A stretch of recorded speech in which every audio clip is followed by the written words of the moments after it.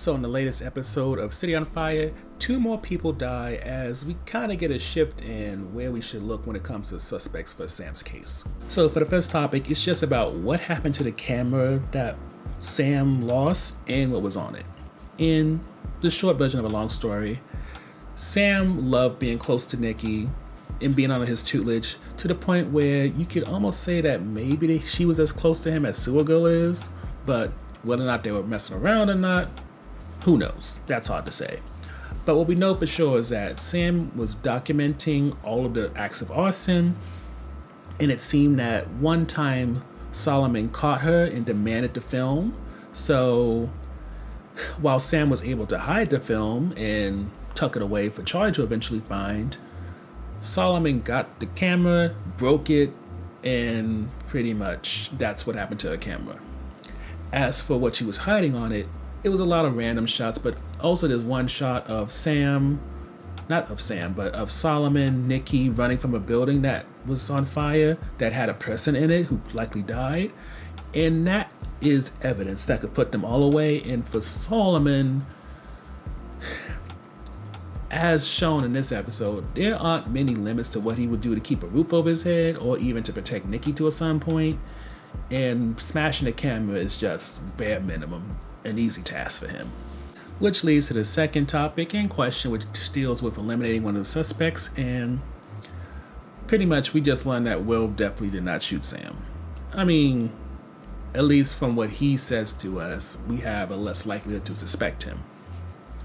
For Regan and Keith, they decide to confront him, and he straight up says that he did leave the house and take the gun, but he shot at a bird. He did not shoot at Sam, and then he threw the gun at one of the homes, underneath one of the homes in Brooklyn, and that's the story.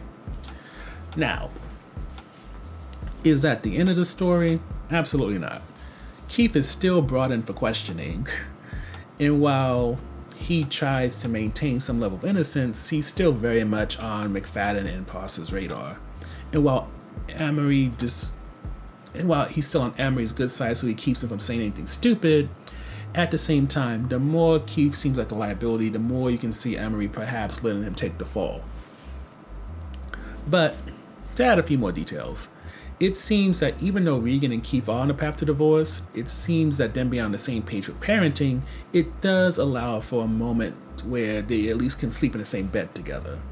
Not doing any kind of hanky-panky or nothing like that, but Regan at least feels in tune with him enough to feel safe in that sort of vulnerability.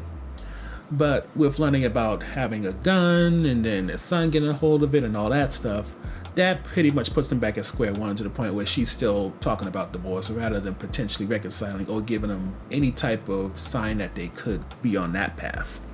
Which leads to the final topic.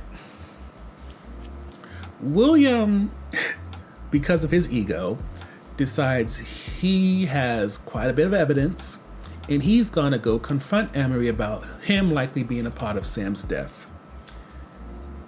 This is dumb, for no sooner does he tell off Emery and leave the building, unfortunately for William, Nikki is protesting gentrification and all that outside to try to get Emery's attention and also get on his nerves.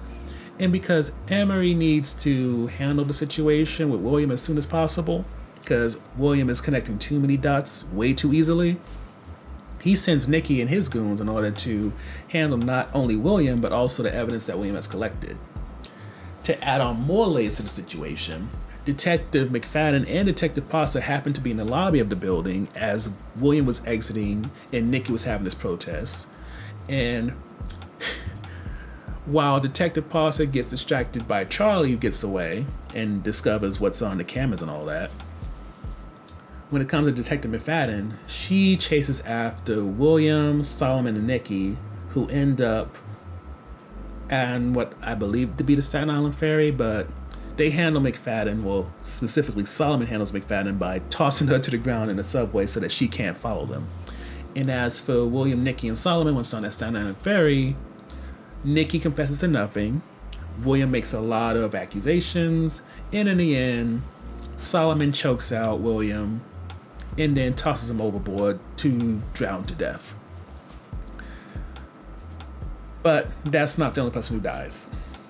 Bruno, who is William's art agent, he also dies. He knew about William's piece regarding trying to piece together Sam's evidence in order to find out who killed her, and he decided to visit the gallery at the wrong time, or rather, William's workspace at the wrong time, because that's when the quiet black dude, who hasn't really had a name till now, named DT, he was destroying the evidence with lighter fluid and about to set a match.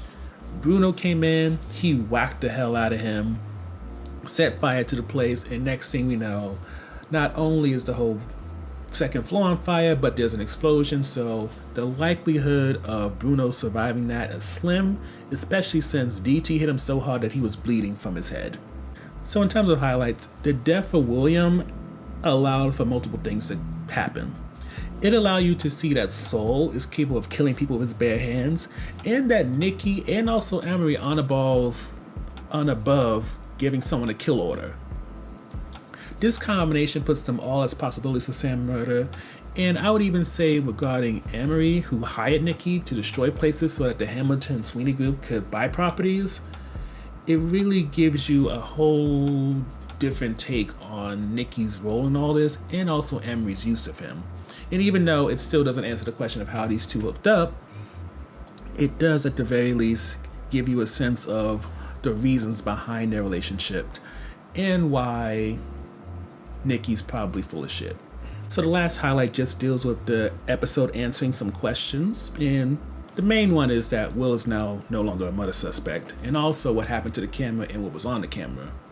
But at the same time, it also answered questions regarding what Amory is capable of, and also down the line.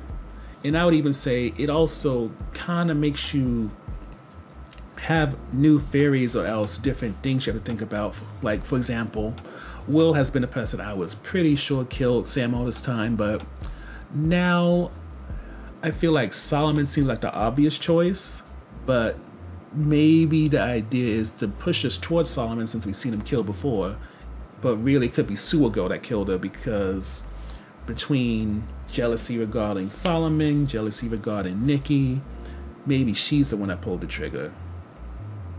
It's rather hard to say, but the main point of this topic is, with giving us some answers, it leads to new questions and theories, and considering how rocky this show has been thus far, the fact that we're on a positive trajectory is a bit surprising to me, but also appreciated. Cautiously, I would say this is a good episode of City on Fire, especially as Amory continues to be boosted in a way to compensate for the show's flaws, and with there being very little focus on Regan and her relationship issues. Now, add in some scenes between Charlie and Sam, which were cute and welcomed, and it seems like this show is starting to get a good formula going. Now, all we can just hope is that when it comes to this formula, it doesn't mess with it too much as it goes into its next episodes and is able to keep this trajectory going.